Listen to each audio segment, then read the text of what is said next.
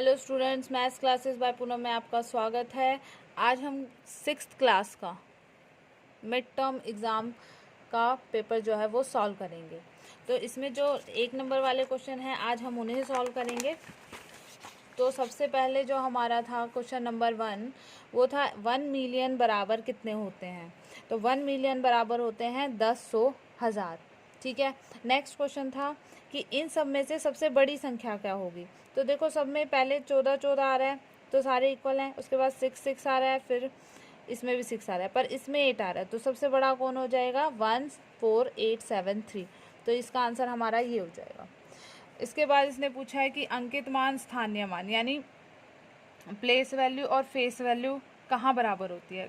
जब भी हम किसी भी नंबर लिखते हैं, मान लो 371 लिखा है, तो हमेशा जो ये इकाई अंक वाला होता है, यहाँ पर हमारी फेस वैल्यू और जो प्लेस वैल्यू होती है वो इक्वल होती है। अंकित मान स्थानीय मान सेम होता है, तो वो कहाँ होता है? इकाई पर, स्थान पर होता है।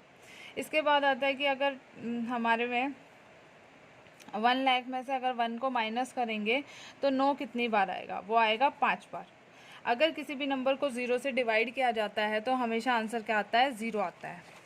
फिर क्वेश्चन था कि बिना रिपीटिशन के, बिना पुनरावृत्ति के इन अंकों का प्रयोग करके 4 अंकों वाली संख्या सबसे छोटी संख्या बनानी है। तो 0 कभी भी आगे नहीं आता है, क्योंकि अगर 0 सबसे आगे आ गया तो 3 डिजिट की बन गई, पर हमें 4 डिजिट की बनानी है, तो सबसे छोटा अंक कौन है? 4 है। उसके बाद 0 आएगा, फिर 5 और फिर 7। तो ये हमारा आंसर ये आ गया।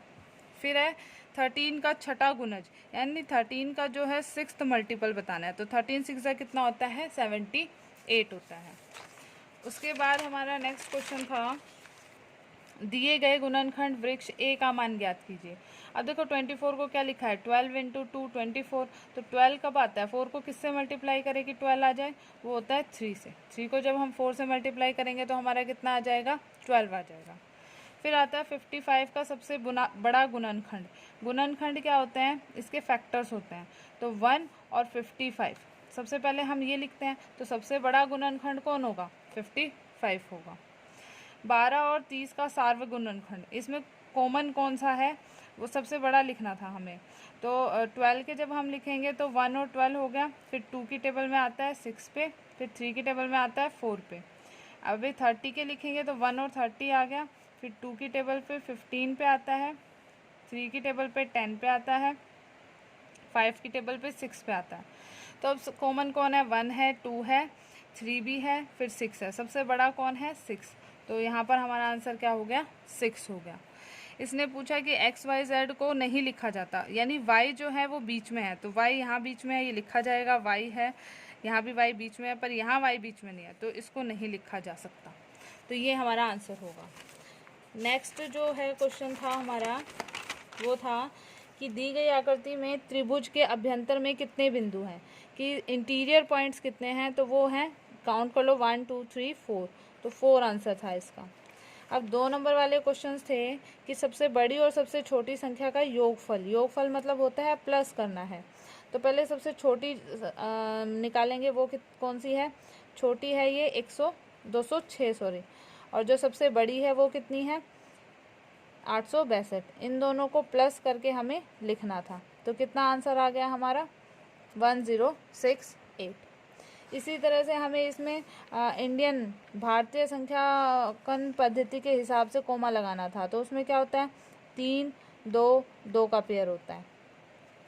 फिर था 11 और 20 के बीच में सभी अभाज्य संख्याओं का योगफल ज्ञात कीजिए। इनके बीच की संख्या लेनी थी, और कैसी लेनी थी? प्राइम नंबर लेने थे, अभाज्य संख्याएं लेनी थी। तो वो कौन सी होती हैं? 13 हो गया, 15 नहीं होता क्योंकि 15 जो है वो 3 और 5 की टेबल में आता है। फिर हो गया 17 और फिर हो गया 19, और इन सबको प्लस करके लिखना था, जिसका आंसर आ रहा था हमारा 49। उसके बाद 68 के सभी गुणनखंड लिखने थे। तो 68 में हम 1 और 68 सबसे पहले लिख देंगे। 2 की टेबल में आता है 34 पे, फिर 4 की टेबल में आता है 17 पे। ये इसके गुणनखंड हो गए।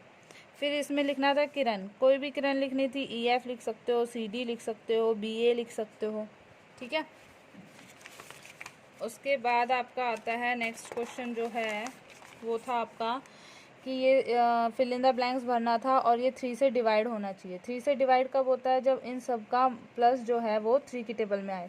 तो 4 + 7 + 5 + 6 + डैश + 2 कितना हो रहा है? 4 + 7 11 + 5 16 + 6 22 + 2 24। 24 ऑलरेडी 3 से डिवाइड हो रहा है, 3 की टेबल में आ रहा है। तो यहाँ हम सबसे छोटी संख्या क्या भर सकते हैं? 0। 3 और 5 के कोई दो सार्वगुणज लिखने हैं। 3 की टेबल लिखनी थी और यहाँ 5 की टेबल लिखनी थी और कॉमन लिखना था। वो आएगा 15 और 30 आएगा।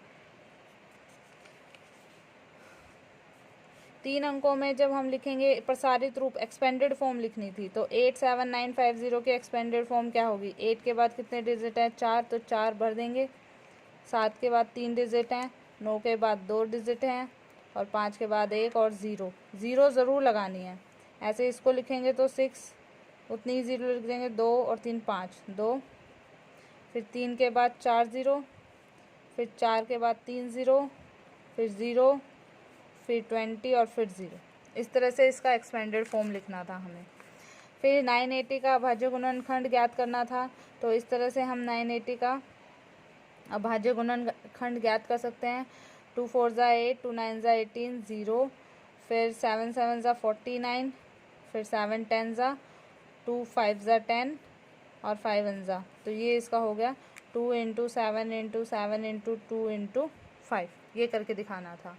फिर एलसीएम निकालना था। तो एलसीएम कैसे निकालते हैं? 24 और 90 का एलसीएम निकालना था। तो इस तरह से निकालेंगे। तो 2 12 ज़ा और 45, फिर 3 4 ज़ा 12 और 15, फिर 2 2 ज़ा 4, नहीं आता तो उसको एज इट इज़ रखते हैं। 1 15, फिर 3 5 ज़ा 15 और 5 1 ज़ा। तो जब इन सबको मल्टीप्लाई करेंगे तो हमारा एलसीएम जो आ जाएगा वो 360 आ जाएगा। ठीक है। फिर नेक्स्ट क्वेश्चन था 3 भुजाओं वाला एक त्रिभुज, 3 साइड्स वाले जो होगा वो कौन होगा? ट्रायंगल होगा, त्रिभुज। एक कोण बना के दिखाना था। इस तरह बना सकते हैं हम। बंद वक्र बनाना था तो आप कोई भी डायग्राम बना सकते हैं। तो नेक्स्ट हम नेक्स्ट वीडियो में करेंगे नेक्स्ट क्वेश्चन, तो ज़रूर देखें। Thank you.